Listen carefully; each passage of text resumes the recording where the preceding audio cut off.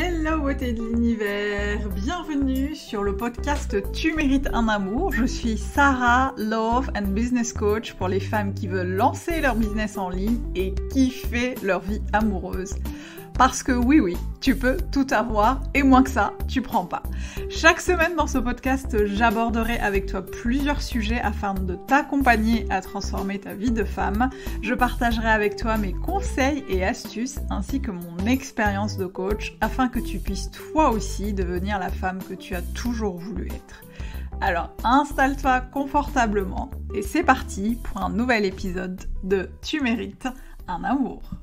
Coucou beauté de l'univers, j'espère que tu vas bien. Je suis ravie de t'accueillir pour un nouvel épisode du podcast Tu mérites un amour. Aujourd'hui, on va parler business, on va parler business en ligne, on va parler surtout des erreurs à absolument éviter quand tu te lances. Alors, si tu écoutes ce podcast, tu es peut-être en train de réfléchir à un projet de reconversion, à un projet de lancement de business en ligne, ou de business tout court d'ailleurs. Tu as peut-être envie de proposer des produits à tes clients, des services. Tu es en train peut-être d'essayer de développer un business que tu as déjà lancé, ou peut-être que tu es en train de réfléchir à carrément pivoter, à changer carrément d'orientation. Peut-être que le business que tu as monté jusqu'à présent n'est peut-être plus en phase avec tes envies, avec ta vision de la vie, avec tes valeurs, peut-être simplement que ça ne te rapporte pas autant que tu le souhaiterais, et que tu es en train de réfléchir à un pivot à faire au niveau du business.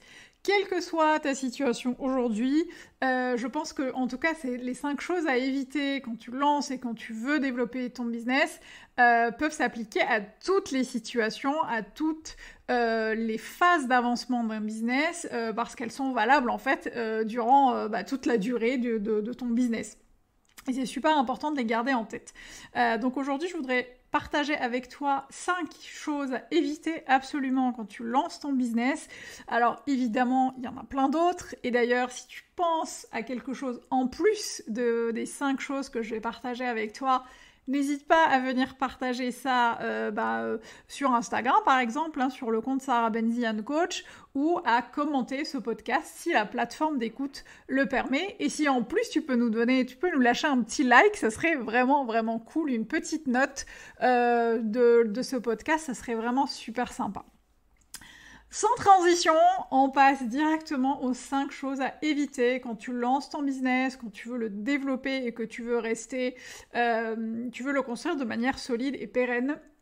En tout cas, c'est des choses que c'est des erreurs qu'on attend tous et toute tendance à commettre quand même quand on se lance, surtout si on ne les garde pas bien en tête. Je suis la première à trop tomber dans le piège, et heureusement que c'est super important de revenir un peu aux bases et de se rappeler que non, en fait, c'est pas forcément le bon chemin à prendre, la bonne méthode à suivre, et surtout, ce ne sont pas des choses qui vont servir notre business, qui vont servir notre vision du business, qui vont servir nos clients et nos clientes respectives.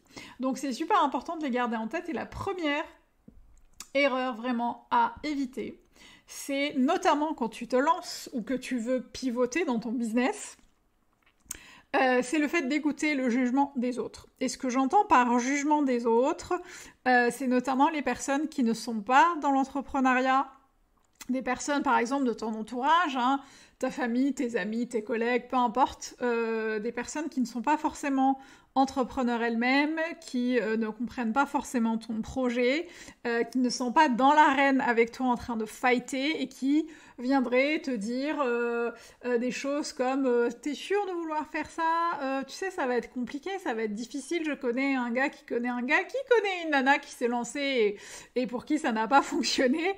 C'est super important de prendre du recul et de la distance par rapport au jugement des autres, et encore plus lorsque ces gens-là ne sont pas sur le ring avec toi en train de fighter. C'est souvent les gens qui sont assis sur leur canapé bien confortablement, bien tranquillement, en sécurité. C'est souvent ces gens-là qui vont te dire « Oh, mais moi, à ta place, je pense que je ferais plutôt ça comme ça. Ah, mais moi, je pense que... » c'est très bien, mais sauf que la vie des gens, c'est la vie des gens. Et ce n'est pas parce que les gens ont tenté des choses que ça n'a pas marché, que ça ne marchera pas pour toi. Personnellement, je me souviens d'une anecdote assez marquante, juste avant de me lancer, hein, il y a 3-4 ans. Je discutais avec l'une de mes copines de danse qui était venue chez moi prendre un thé. Et on avait discuté, et à un moment, je lui parle de mon projet de manière très naïve et très bienveillante. Et elle me dit d'un air hyper grave... Ah non, moi je pense vraiment que tu devrais pas te lancer, surtout en ce moment c'est compliqué. Tu vois, moi je me suis lancée dans la création et de la vente de bijoux, ça n'a pas marché, j'ai été limite en burn-out, et franchement, je te le dis en toute bienveillance, je pense que tu ne devrais pas le faire. En fait, j'avais trouvé ça hyper violent, même si ça partait d'une très bonne intention. J'avais trouvé ça hyper violent parce que, en fait, cette personne ne connaissait pas vraiment bien mes motivations, mon background, le projet sur lequel je bossais, ma vision, pourquoi j'avais envie de faire ça. Et je trouvais ça un peu violent d'arriver comme ça en te disant je te parle de mon expérience et je pars du principe que mon expérience va se calquer sur la tienne. C'est complètement faux. Je pense aussi à l'un de mes anciens collègues lorsque j'étais consultante en conduite du changement dans un gros cabinet de consulting digital. C'était un pote avec qui un collègue pote / pote avec qui j'allais souvent déjeuner, et un jour en prenant le café ensemble, il me dit non mais tu devrais pas te lancer parce que moi j'ai créé une start-up qui n'a pas fonctionné et franchement je pense que tu devrais être prudente avec ça. Et ça a toujours, en tout cas au début, été comme ça, des gens qui ont tenté des choses, qui n'ont pas marché pour ces personnes-là, et du coup ces personnes vont aller transposer leurs peurs, leurs craintes, clairement leur projection et leur vie en fait sur toi et sur ce que tu devrais faire. Donc franchement, c'est important de prendre ça, c'est bien d'écouter les gens et d'entendre en fait ce qu'ils ont à dire, mais c'est important de prendre des pincettes et de prendre du recul en fait sur la valeur que ça a sur ton business. Donc attention, attention, attention. La deuxième chose à ne jamais faire, surtout quand on lance son business, c'est de se comparer aux autres. Évidemment, on a tous tendance à le faire. Moi, j'ai eu tendance à le faire et c'est très compliqué. Déjà, c'est compliqué de comparer le chapitre 12 des gens avec ton chapitre 0, voire chapitre 1, parce que vous n'avez pas le même parcours, vous n'avez pas le même background, vous n'avez pas les mêmes formations, vous n'avez pas la même expérience, vous n'évoluez pas dans le même environnement, vous n'êtes pas entouré des mêmes gens. On ne part pas tous du même endroit, on ne parle pas tous du même endroit et du même contexte.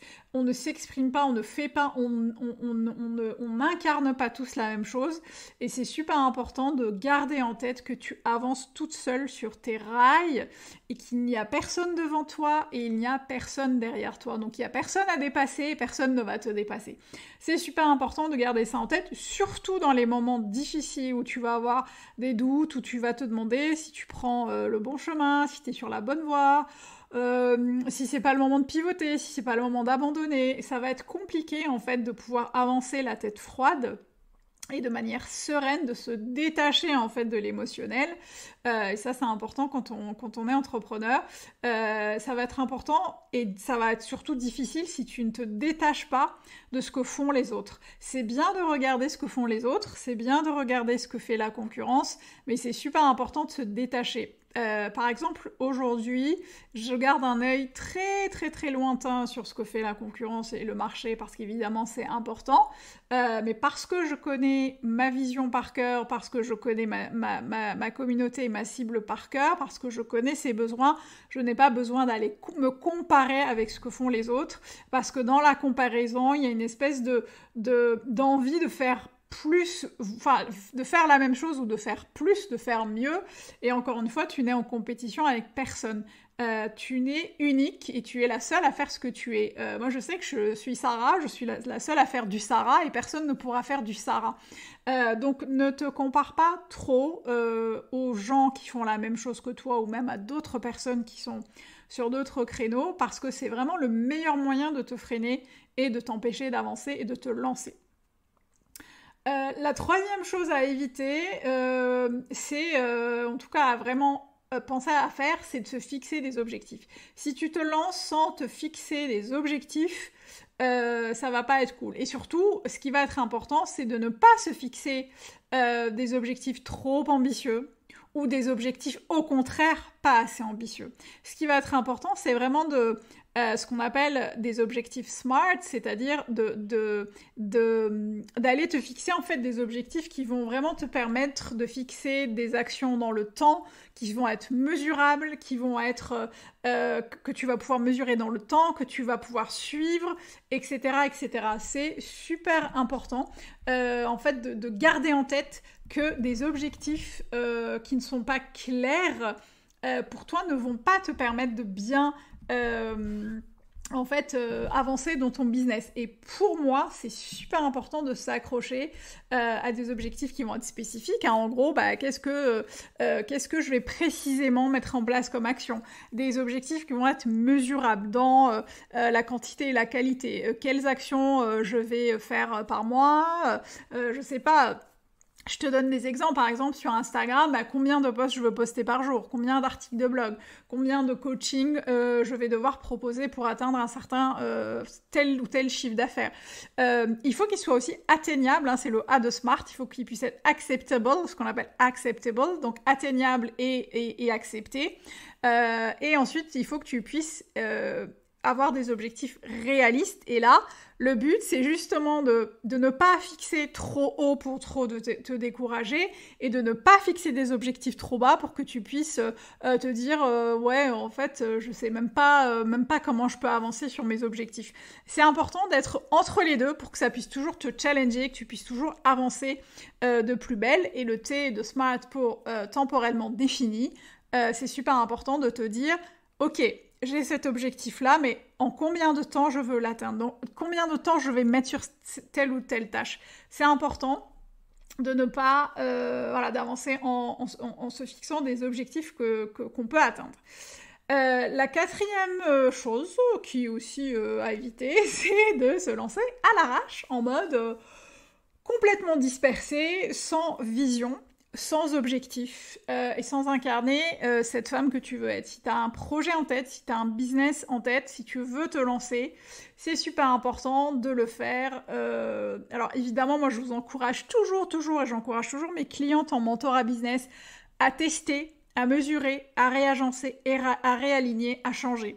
Et ça veut dire qu'il faut à un moment se lancer, même si les choses ne sont pas parfaites, parce que les choses sont perfectibles. En revanche, ce qui est plus compliqué, c'est quand tu te lances complètement à l'arrache en ne sachant pas où tu vas, en ne sachant pas dans quel projet tu t'embarques. Ça va être vraiment compliqué parce que tu vas y mettre tout ton temps, toute ton énergie, peut-être de l'argent aussi, en investissant, je sais pas, peut-être dans des formations, dans des coachings, en achetant des bouquins, peu importe. Et si tu sais pas où tu vas, tu vas mettre tout cet investissement un peu en péril. Donc c'est important de te lancer en ayant un espèce de GPS en tête, en sachant exactement où tu vas, en tout cas en étant clair sur ta vision. La cinquième chose à éviter quand tu lances ton business, c'est d'être partout. Ce que j'entends par être partout, c'est par exemple lorsque tu veux être visible sur une plateforme ou un réseau social, c'est de penser à tort qu'il faut être partout pour être visible. Alors, moi je sais que j'ai eu cette réflexion en fait quand je me suis lancée, et j'ai été partout quand je me suis lancée, sur Facebook, sur YouTube, sur Instagram, sur Telegram, sur WhatsApp, enfin sur toutes les plateformes qui me permettaient d'être visible.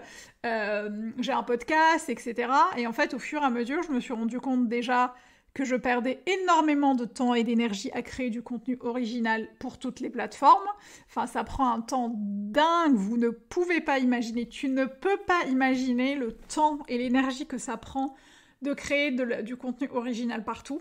Et puis surtout, ce n'est pas du tout pertinent d'être partout si ta cible n'est pas partout. Ça ne sert à rien d'être sur Instagram si ta cliente idéale n'est pas sur Instagram. Ça ne sert à rien d'être sur YouTube si tes clients ou tes clients idéaux ne regardent pas de vidéos, ils ne sont pas intéressés par la vidéo. Renseigne-toi sur les plateformes sur lesquelles sont tes cibles ou ta cible et commence petit à petit à mettre de l'énergie dans des choses qui vont servir et qui vont attirer ta clientèle. Encore une fois, ça ne sert à rien d'être partout. Ça ne sert à rien de créer du contenu original partout, sachant que tu peux recycler ton contenu si ta cible n'est pas partout. Et même si elle est partout, c'est super important de commencer par mettre de l'énergie sur un seul endroit et au fur et à mesure avancer sur autre chose. C'est vraiment l'un des moyens qui va te permettre de moins t'essouffler, de moins te disperser. Ensuite, en fait, j'avais dit 5 choses, mais je pense à une 6e. En fait, c'est un peu la conclusion. En gros, c'est, une fois que tu as dit ça, c'est d'attendre que ce soit parfait pour se lancer. Et là, je pense au super syndrome de l'imposteur qui pointe le bout de son nez et de se dire tout le temps, je dois encore me former pour me lancer, je dois encore me certifier pour me former, je dois encore prendre un coaching pour me lancer, je dois encore prendre un coaching pour me lancer, c'est pas encore parfait, la police de mes publications, c'est pas encore ça, donc je vais... Moi, je sais que j'ai été longtemps là-dedans, que j'ai beaucoup procrastiné avant de me lancer parce que j'attendais que tout soit parfait. Alors, je te le donne en 1000, je te donne le scoop du siècle, ça ne sera jamais parfait. Tu sais pourquoi ? Parce que c'est en faisant sur le terrain que les choses deviennent perfectibles. Parce que c'est en testant des choses que tu vas avoir aussi des réponses de ta communauté, que les gens vont te faire des retours, que tu vas pouvoir améliorer. Mes formations et mes programmes en ligne aujourd'hui ont été peaufinés, améliorés plusieurs fois après leur lancement, parce que c'est avec les retours de mes clientes d'amour que j'ai pu réagencer les choses, parce que c'est avec la pratique et l'expérience que j'ai pu me rendre compte que certaines choses étaient pertinentes et pas d'autres. Donc il n'y a pas à attendre que ce soit parfait pour te lancer, parce qu'il vaut mieux, et ça tu le sais, c'est une phrase que j'adore, c'est une phrase d'Hélène Bonhomme que j'adore et que je répète très souvent à mes clientes. Il vaut mieux une pratique imparfaite sur le terrain qu'une théorie parfaite sur ton canapé. L'a pas dit comme ça, mais moi je le dis comme ça. C'est super important de te lancer, d'avancer, de réajuster et de ne pas attendre que ce soit parfait. Et je pense que je vous ferai bientôt un podcast sur le syndrome de l'imposteur. Si c'est quelque chose qui t'intéresse, n'hésite pas à me le dire, comme ça ça me permettra de savoir si c'est un sujet qui t'intéresse et sur lequel je vais me pencher. Mais lance-toi en pensant à éviter les 5 choses que je viens de citer. Et donc je les rappelle si jamais tu veux noter. La première, c'est éviter d'écouter le jugement des autres, surtout s'ils ne sont pas avec toi sur le ring. La deuxième, c'est de se comparer à ceux qui sont déjà bien avancés. Et même là, tu ne sais jamais vraiment comment les gens sont avancés, tu ne sais jamais vraiment ce qui se passe dans le business des autres, donc concentre-toi plutôt sur le tien avant toute chose. La troisième, c'est de se fixer, la chose à éviter, c'est de ne pas se fixer d'objectifs ou de fixer des objectifs qui ne sont pas du tout ni spécifiques, ni mesurables, ni atteignables, ni réalistes et ni définis par le temps. C'est important de se fixer des objectifs clairs. La quatrième chose, c'est d'y aller à l'arrache en mode je sais pas où je vais, je sais pas ce que je veux faire, j'ai pas une vision claire, mais j'y vais. Ça, c'est le meilleur moyen de s'essouffler. Et ensuite, la cinquième, c'est être visible partout quand tu te lances. Ce n'est pas toujours une bonne idée. Donc, réfléchis vraiment à ça si telle est ton intention et réajuste au fur et à mesure. Et pour finir, je t'avais parlé de cette sixième chose à ne pas faire, un peu bonus, c'est attendre que ce soit parfait pour se lancer.